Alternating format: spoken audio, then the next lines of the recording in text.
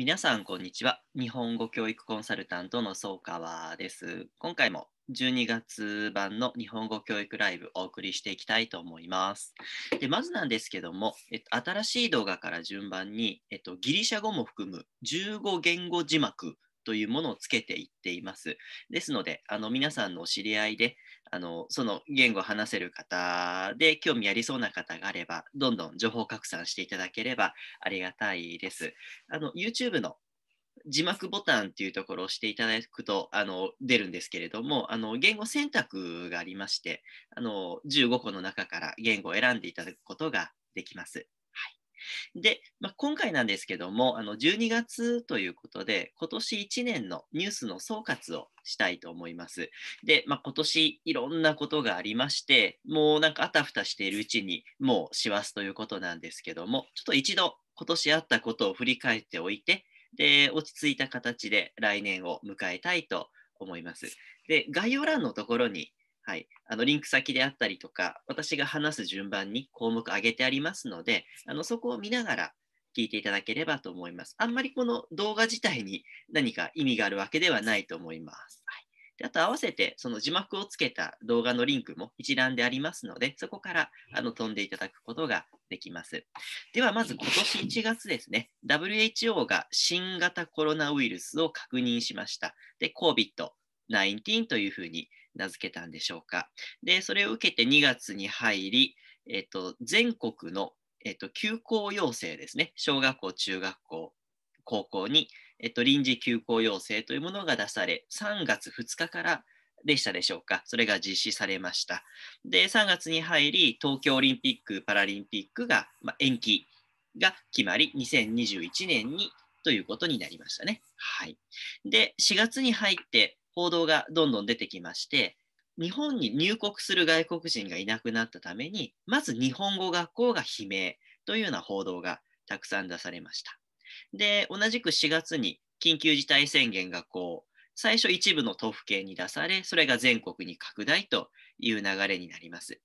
で、5月に入り、はい、10万円の給付金ですね、生活給付金が留学生も含む、いわゆる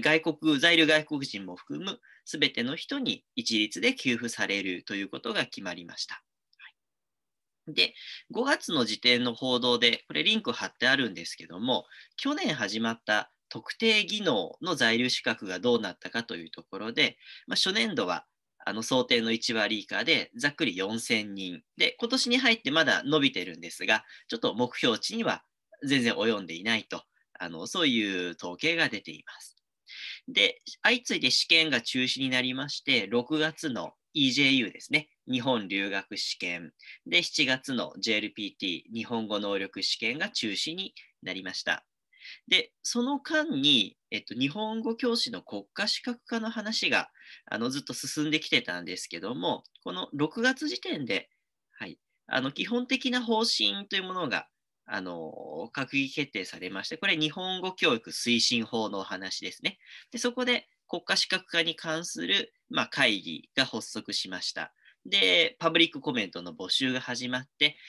順調に進んでいるかなというふうに見えたのが、この6月時点のお話なんですね。はい、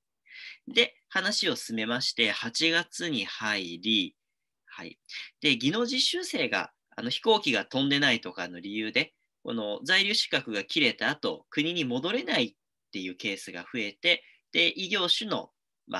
への、なんていうか、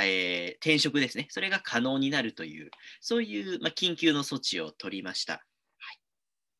で、9月に入りまして、菅内閣が発足、前政権の継承という話です。で、10月に入りまして、先ほどの日本語教師の国家資格化にちょっと暗雲が立ち込めます。はい。で、これ、日本語教育推進議員連盟というところが、ちょっと待ったをかけたんですね。はい。で、なので、事実上、ストップというか、スタートラインに戻ったと言ってもいいですし、この後、いろいろ、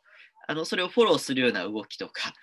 そういうものが出てきまして、ますます状況がよくわからなくなったんですけども、あんまりこの辺に、その一個一個の出てくる情報に惑わされない方がいいかなと、私は思っています。はい。で、次ですね。10月、同じく10月に、日本語教育能力検定試験、これの実施がなんとかできました。はい、で、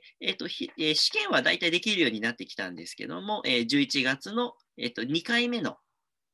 日本留学試験で、12月の2回目の日本語能力試験、これ一部の会場では中止になったんですけども、なんとか実施ができたというところです。で、その他の在留資格なんかの話で言いますと、11月に国が新しい方針を出しまして、留学生の起業を進めるために、特定活動ですね。これを新設という話が出てきました。で、これはもし留学生が大学を卒業して、はい。で、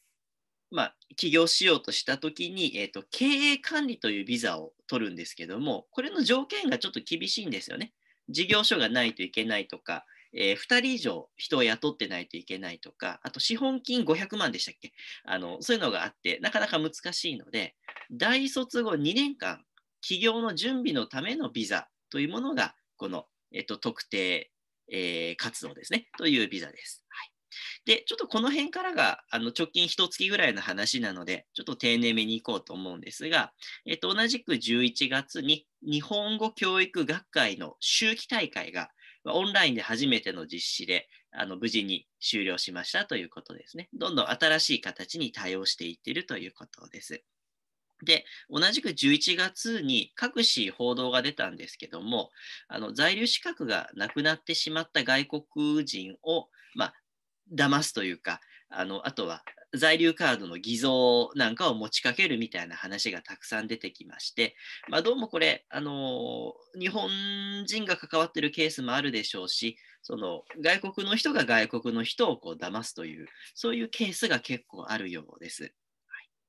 で、あとは、いいニュースというか、ポジティブな話ということで、12月に入って8日にイギリスで